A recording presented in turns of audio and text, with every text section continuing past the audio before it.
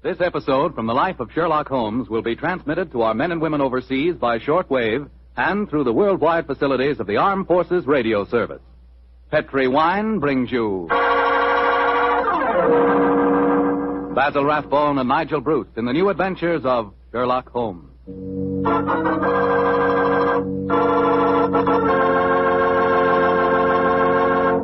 The Petri family, the family that took time to bring you good wine, invites you to listen to Dr. Watson tell us about another exciting adventure he shared with his old friend, that master detective, Sherlock Holmes. Say, and I've got a little something to tell you myself. I want to tell you that if you haven't sent in for your free recipe calendar, I think we've still got enough on hand to take care of you if you hurry. The requests have been pouring in like mad, literally by the thousands. No wonder. It's really a terrific offer. It's a calendar for 1945 and 46. It's in full color, and it tells you all you have to know about cooking with Petri wine. Write to Petri Wine, Petri, Petri Wine, San Francisco 26, California. San Francisco 26, California. But better hurry so we can get your recipe calendar to you immediately.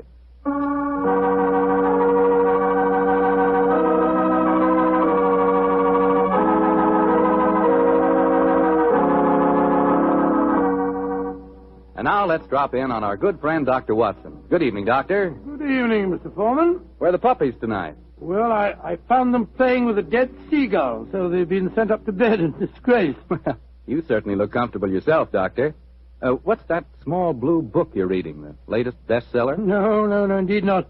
This book was never a bestseller, my boy. It's entitled Practical Handbook of Bee Culture, with some observations on the segregation of the queen. Quite a catchy title. Who's the author? A fellow by the name of Sherlock Holmes. He was engaged in writing it when the adventure I'm going to tell you about took place. Well, you told us last week, Doctor, that a pair of canaries played an important part in the story. That's quite right, Mr. Foreman. It was in the summer of 1908, I remember, and I'd persuaded Holmes to leave his Sussex bee farm for a few weeks and to join me in a holiday at the little fishing village of Kingsgate in Kent. We were staying at a charming little inn called the Fisherman's Arms, and for the first few days, our holiday was a delightful one. And then, I suppose, Doctor, strange things began to happen. They did indeed, Mr. Foreman, they did indeed. Very strange things. One afternoon, we just finished a late tea, I remember, and were sitting outside on the lawn sunning ourselves and enjoying our pipes. Holmes lay back with his long, thin fingers clasped behind his head, gazing thoughtfully at the multicolored fishing boats bobbing at anchor in the harbor. After a moment or two, he spoke to me. Watson, you're really a splendid companion. I can't think of anyone else who would let me smoke my pipe in silence for half an hour without asking me what I'm thinking about. That's not very surprising, Holmes, after all the years that we've been together. Well, nevertheless, the gift is a rare one, old chap, and I appreciate it. Oh, thank you, old fellow. By the way, since the half hour's up, what have you been thinking about? The lack of enterprise of a modern criminal. Audacity and romance seem to have passed forever from the criminal world. Read this note I received this morning, old fellow. See for yourself how low I have sunk. Oh, let's have a look. Mr. Holmes, I am staying in the same inn as yourself, and as I have had a very frightening experience, so to speak, I thought perhaps you would help me. Please do. It's signed Mary Victor. An exciting document, isn't it? Written on lavender notepaper, reeking of perfume, and the handwriting is obviously that of an adolescent girl. You haven't bothered to answer it, of course. Oh, yes, I have. I sent a message back by our good landlord that I would be glad to see her. Why, Holmes? You came down here to complete your handbook on bee farming. Oh. Confound it. Those two wretched canaries are getting their sunbath on the windowsill above us. Oh, I think it's rather jolly to hear little fellows chirping away up there. Well, I find the sound most distracting. Let's go inside. You know, Holmes, those birds are owned by a charming couple, Mr. and Mrs. Wainwright. I was chatting with them on the stairs this morning. I'm afraid their charm will escape me as long as their pets continue to tweet in that irritating manner. You've spoken of the peace and quiet of the country inn, Watson, and yet I find that... Come in. Ah, Miss Mary Victor, I presume. Yes, Mr. Holmes. Please come in and close the door, won't you? Thank you. This is my old friend, Dr. Watson. You may speak quite freely in front of him. How do you do, Miss Victor? How do you do, Doctor? Now, sit down, young lady, and tell me what's troubling you. Mr. Holmes, I came down here from London to get away from someone, but I'd been followed. I've been afraid to leave the inn. Until last night I felt I couldn't stand being cooped up any longer. So I went for a walk on the seashore. Someone followed me, Mr. Holmes. I ran back here as fast as I could, but now he knows where I live, and I'm frightened. Please help me. My dear Miss Victor, I'm afraid you must be much more specific before I can help you. Who has followed you down here, and why are you afraid of him? I'll tell you the whole story. It'll sound strange to you, but I swear it. Oh, there he is again, down by the gate.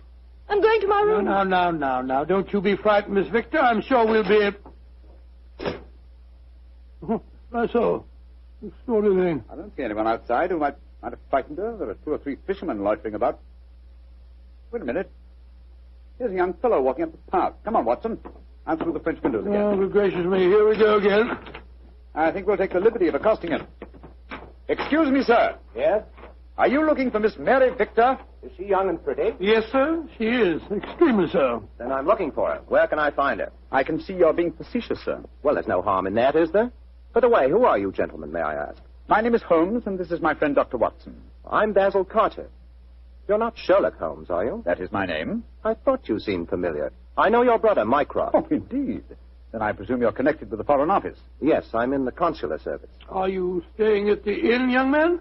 For a few days. It's funny that I should run into the great Sherlock Holmes. Why, may I ask? I was planning a murder. Oh, really? But with you Murder? gentlemen here, I see that I shall have to be very discreet. Who is your intended victim, may I inquire? There are 2 of them. The 2 canaries in the room next to mine. Oh, Canary. For a moment I thought that you were really serious. But I am serious. The wretched creatures have been driving me mad. I quite sympathize with you, sir. I've been thinking of committing a slight case of mayhem on them myself. We can take one apiece, Mr. Holmes. Well, I'm glad to have met you both.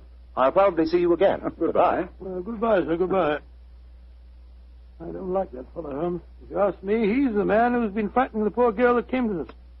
He had a peculiar look on his face when you asked me if he was looking for Mary Victor. Well, there's only one person who can settle the question, and that's the young lady herself.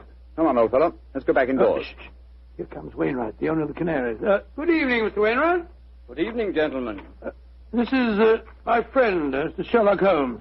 I'm honored to meet you, sir. How do you do, Mr. Wainwright? Beautiful evening, isn't it? I just took a stroll down to the store to get some more birdseed. By the way, Mr. Holmes, I hope our canaries don't bother you. Little fellows are such a comfort to my wife and me. Oh, no, not at all, sir. I find their chirruping very soothing. Oh, I'm so glad. Good night, gentlemen. Good night, sir. Good night, Mr. Wilson. Not Wilson, Mr. Holmes. Wainwright. Oh, I beg your pardon. I'm so sorry. I thought you said Wilson. Good night. Not like you to mix up names, Holmes. I didn't mix them up, old fellow. I never forget a face. Mr. Wainwright is in reality Wilson, the notorious Canary trainer, whom I had the pleasure of sending to prison for a 7-year stretch in '95. Some years later, he made one of the most spectacular escapes from prison in the history of crime, and has since managed to evade all efforts to recapture him. Great Scott, he seems such a sweet old fellow. Well, possibly he's reformed, but I doubt it. Our stage is set for an intriguing problem, old chap, and our cast is an interesting one. A frightened young girl, a diplomat of uncertain integrity, and a noted criminal. Watson, I have a feeling that once again the game's afoot.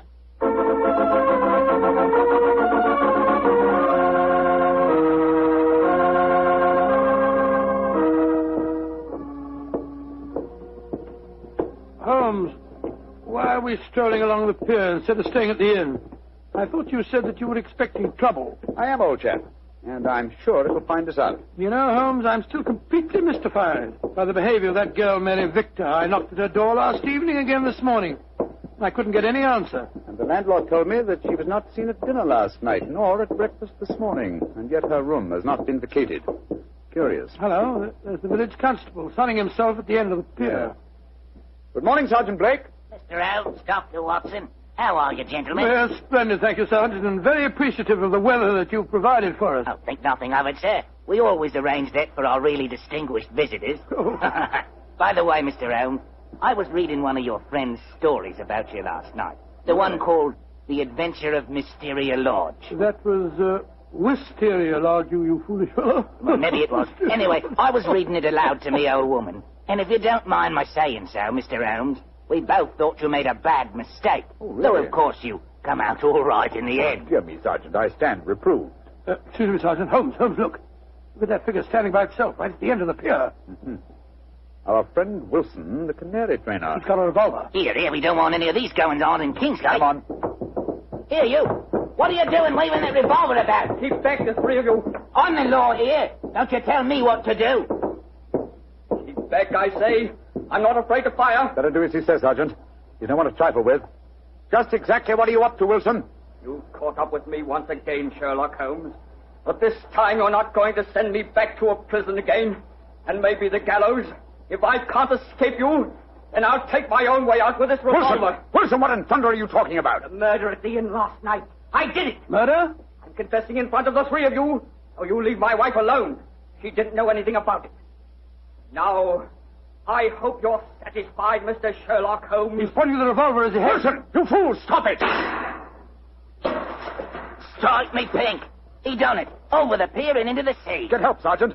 It's possible he isn't dead. Roger. Come on, Watson. We're going back to the inn, I suppose. Of course we are. We've just heard a murder confession, but we don't know who has been murdered.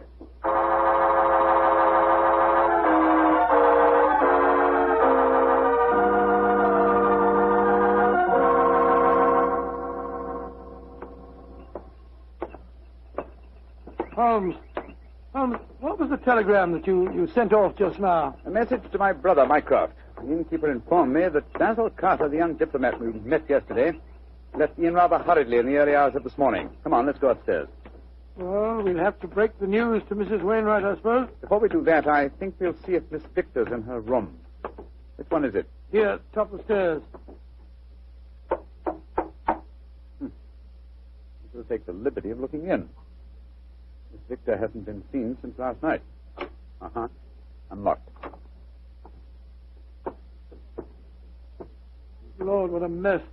Clothes strewn all over the place, open suitcases. Yes, it Look looks at as if the young lady had been planning an immediate departure. Where can she be? No one's seen her since last night. Mr. Mary, Oh, I beg your pardon, gentlemen. I thought I heard Mary Victor come in. I'm Mrs. Wainwright. Mrs. Wainwright, I'm afraid we have some rather bad news for you. Your husband shot himself a quarter of an hour ago at the end of the pier, and his body fell into the sea. Is he dead? We must presume so, madam. I left the police sergeant there searching for him. Sergeant Blake should be back here any moment now. So he did it. After all. You don't seem very surprised, madam. He threatened to do it. Mrs. Wainwright, before your husband shot himself, he confessed to committing a murder in this inn last night. A murder? Whose murder? At the moment, we're not quite sure. Oh, he must have been out of his mind. Mrs. Wainwright, I'm afraid I must ask you some rather painful questions. Are you aware that your husband was a criminal, that he served a prison sentence under the name of Wilson? Yes, I knew that. He told me when we were married 2 years ago. But he said that he'd gone straight ever since he'd come out of prison. That's why he changed his name. He was trying to make a fresh start. You know no reason for his planning to kill anyone at this inn? None. And unless you find someone murdered, I wouldn't give too much thought to it. Yes, if you'll forgive my saying so, madam, you seem remarkably unmoved by your husband's tragedy. Why should I pretend? We were very unhappy together. This might be the best way out of it for both of us. Oh, upon my soul. My husband carried quite a large amount of life insurance. In the event of suicide, would that be payable? Depends on the policy, madam. But I must say that from your attitude, I begin to doubt whether your husband is dead. What do you mean? I mean that if Mr. Wilson, or if you prefer it, Mr. Wainwright, wished to disappear in spectacular style, what could be simpler than to pretend to shoot himself, drop into the sea, Mr. Holmes! I'm up here, Sergeant. Did you find him? Yes, Mr. Holmes. We fished him out right away. Dead as a doornail. Shot himself to the head, he did. Well, that disposes of your last theory, Holmes. Did you find the revolver, Sergeant? Yes, ma'am. Got it right here with me. One bullet missing. Have you found out if anyone here's been murdered, Mr. Holmes? I found out very little as yet. Wait a moment. Listen. I don't hear anything. Exactly. You hear nothing. Yet we're within a few feet of the Wainwright's room. What do you mean, Mr. Holmes? I mean that there is one sound we should be hearing very clearly at the moment. Right. I think of it before. The sound of your canaries chirruping. You've heard little else for days. Come on, Watson. Where are you going? Your room, madam. I'm afraid I must dispense with asking your permission. You're already already in my room. It seems a little late even to mention the subject. Here's the bird cage and the windowsill. Oh, the birds are gone. No, old chap. If you look more closely, you'll see them on the bottom of the cage. Let me open this door and get one of them out. By Jove, Holmes. They're dead. And yet when we entered the inn a few minutes ago, they were still chirruping. But who on earth would want to kill a couple of birds? That, my dear fellow, is one of the things we have to find out. So far, I must admit, I'm puzzled. We have a self-confessed murderer, and the nearest thing we can find to a corpse is a pair of dead canaries.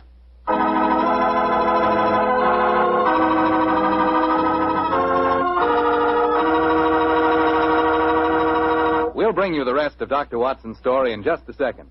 A second I'll take, if you don't mind, to ask you if you've ever had a glass of Petri California sherry. Because if you haven't, boy, you want to remedy that situation pronto. Try that Petri sherry before dinner some evening.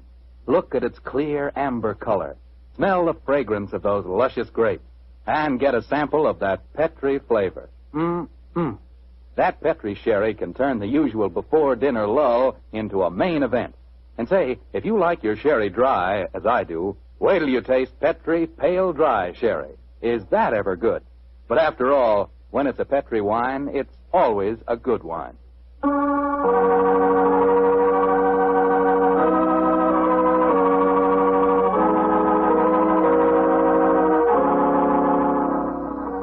And now, back to tonight's new Sherlock Holmes adventure. Strange events are taking place in the Kentish fishing village of Kingsgate. A self-confessed murderer has committed suicide, but his victim cannot be found. As we rejoin our story, the great detective and his old friend Dr. Watson are once again examining the room of Mary Victor, one of the missing guests. You know, Holmes, the murder that Wilson confessed to before he committed suicide might have been the killing of those two canaries. I think not, old chap. Wilson obviously loved the creatures and kept them in spite of the fact that they were dangerously apt to identify him with his criminal past.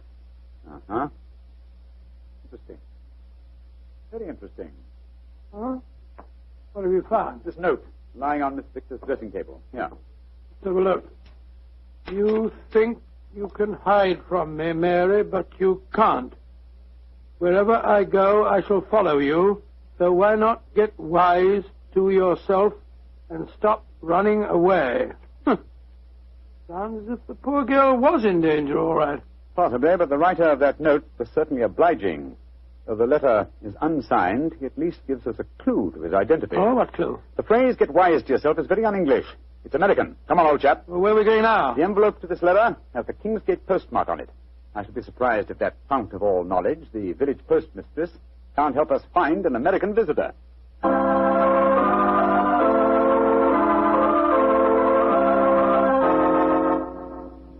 Yes, I know the young man you must be looking for, gentlemen. His name's Walter C. Bunker. He's been in here to send telegrams, and his accent's so strong you could cut it with a knife. Just like one of the Red Indian fellows you read about, you know. Can you tell me where he lives, madam? There you can, sir. He's been rooming at Mrs. Bell's house. 15 Laburnum Grove, down behind the gas works. 15 Laburnum Grove, Mrs. Bell. Thank you. Thank you very much. I'm very much obliged to you.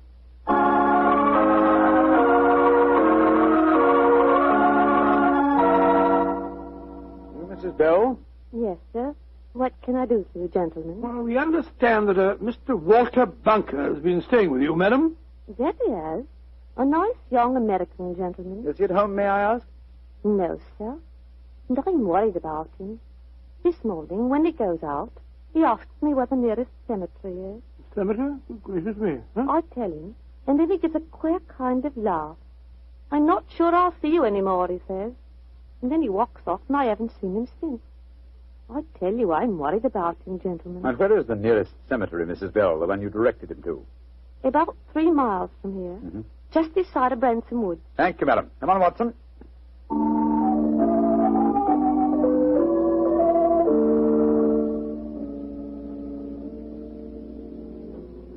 The cemetery seems deserted. There's music coming from the church. Good Lord, it's a funeral. Or a wedding. Come on.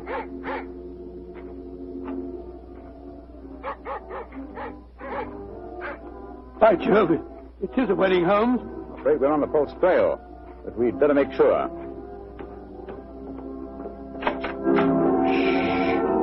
Quiet, gentlemen, please.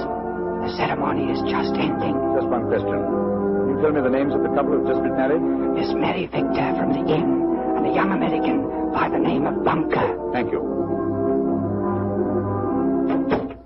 Yes, we have been following a false trail, confound it. The frightened young lady was merely frightened by her persistent American fiancé. The threatening letter that he sent her. Ambiguously worded, when you come to think of it. Anyway, we can cease to worry about Miss Victor. As she is now Mrs. Bunker, I think we can assume that she's out of all danger. We've got to start all over again. Oh, no, my dear fellow. The field is narrowing. We'll head back for the inn now, and I have a feeling that we're on the last lap of our strange adventure.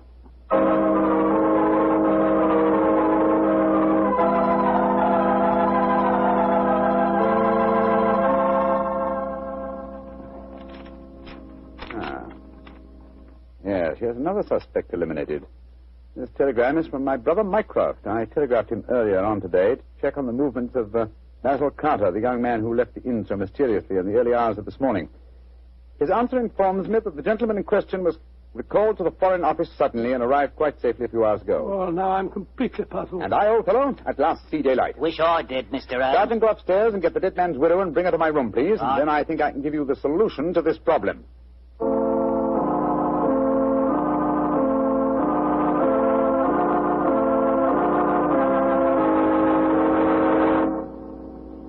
What do you want with me, Mr. Holmes? Just sit down, madam. You and Sergeant Blake make yourselves comfortable. Now, in the first place, the murder occurred this morning and not last night. I know what you're hinting at. The Canaries. I admit I killed them. But you can't do anything to me for that. Why did you kill those birds? I hated them as much as my husband loved them. And when I knew he was dead, their singing drove me mad. And so I killed them. But they must have been already dead when we told you of your husband's suicide. True, Watson, but the lady was fully aware that her husband was dead when we informed her of the fact. You see, she murdered him. You're talking rubbish. Yes, Mr. Holmes. How could she have murdered him? We saw him shoot himself before our eyes. Because when Wilson raised that revolver to his head, he was convinced that it contained blank cartridges. Unfortunately for him, his wife had deliberately replaced the blanks with live cartridges. But great heavens, why? How? Let me reconstruct the case for you. Wilson, with the connivance of his wife here, had contrived a disappearance plot. He knew that I had spotted his real identity, and so he planned this rather dramatic exit. Confessed to a non-existent murder, and then, well, had his plan materialized, he was to shoot himself with a blank. Fall from the pier, an apparent suicide. What a fantastic scheme, but how did he plan to get away? Well, he would have swum under the water, safe distance, and so made his escape. Oh, his plan couldn't work possibly. No, probably not, But at least it was ingenious. He would have destroyed his true identity and have had his revenge on me by making the search for a murder that had never been committed. Unfortunately for him, his wife was his accomplice and saw in the scheme an excellent way of killing her husband. You think you're so very clever, Mr. Holmes, but even if it were true, how could you prove it? Observe this revolver, Mrs. Wilson. It's the one your husband shot himself with. What can you prove from that? Ever hear of fingerprint tests? I've heard of them. But that revolver's been underwater. True, quite true. But thanks to the researches of my excellent friend, Dr. John Thorndyke, an infallible test has been discovered for recording fingerprints even after immersion in seawater. What? I applied the test to the prints on the revolver and the bullets and compared them with some that we found on the water glass in your room. They are the same, Mrs. Wilson. Now, does a man let his wife load his suicide weapon? Sergeant Blake, I think it's obvious that the time has come for you to take over the case. All right, so I did change the bullets. I hated him. I'm glad he's dead. And what's more, I'd do it again.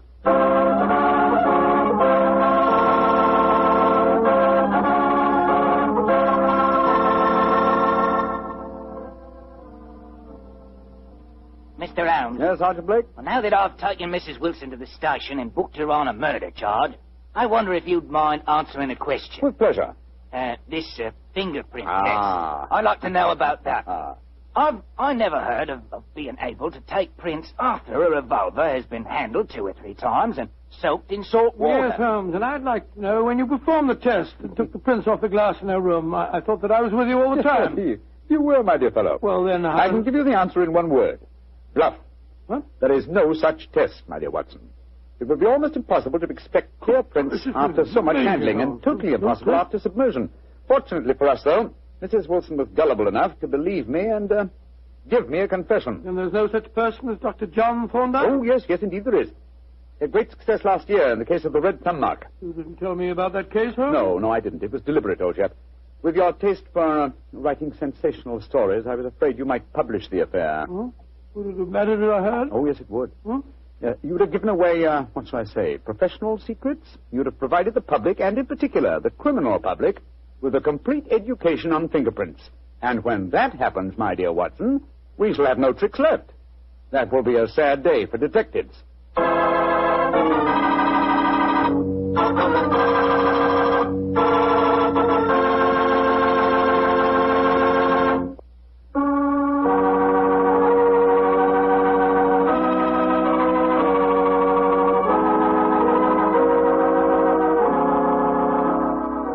Tonight's Sherlock Holmes adventure is written by Dennis Green and Anthony Boucher and is based on an incident in the Sir Arthur Conan Doyle story, The Adventure of Wisteria Lodge.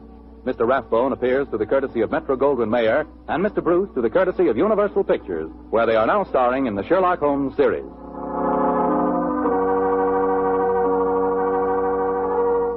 The Petri Wine Company of San Francisco, California, invites you to tune in again next week, same time, same station. This is Bill Foreman saying goodnight for the Petri family. Sherlock Holmes comes to you from our Hollywood studios. This is the Mutual Broadcasting System.